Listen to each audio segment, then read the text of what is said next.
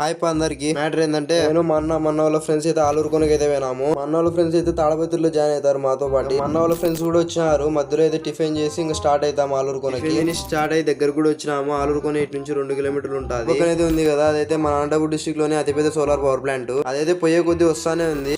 ఇడైతే ఘాట్ అయితే స్టార్ట్ అవుతుంది. ఘాట్ దిగగానే కింద అయితే ఆలూరుకోన టెంపుల్ అయితే ఉంటుంది. కింది పోయిన తర్వాత అయితే చూపిస్తాం. ఆలూరుకోనలోకి అయితే వచ్చినాము. ఇంకా బైక్స్ అన్ని ఎనికిలో పార్క్ చేసి పోతున్నాము గుళ్ళేకి. ఇక్కడైతే బైక్ పార్క్ చేసినందుకు కూడా డబ్బులు అయితే కట్టించున్నారు. ఒక బైక్ కి 10 రూపీస్ అంట. ఇంకా టెంకాయ తీసుకుని అయితే లోపల పోయినాము గుళ్ళేకి. ఇంకా ఇక్కడైతే చాలా కాస్ట్ టెంకాయ అయితే. ఒక్కొక్క టెంకాయ 50 రూపాయలు అంట. గుడి ఎంట్రెన్స్ లో అయితే ఒక టికెట్ అయితే తీసుకోవాలి. అదైతే దర్శనంకి ఒక్కొక్క టికెట్ 10 రూపీస్. టికెట్ తీసుకుని అయితే లోపలికి అయితే పోదాం. గుళ్ళకి అయితే పోయినాము. గుళ్ళో అయితే వీడియో తీయకూడదంట, కానీ నేను ట్రై చేసిన తీద్దామని ఇంకా ఆపేసిన.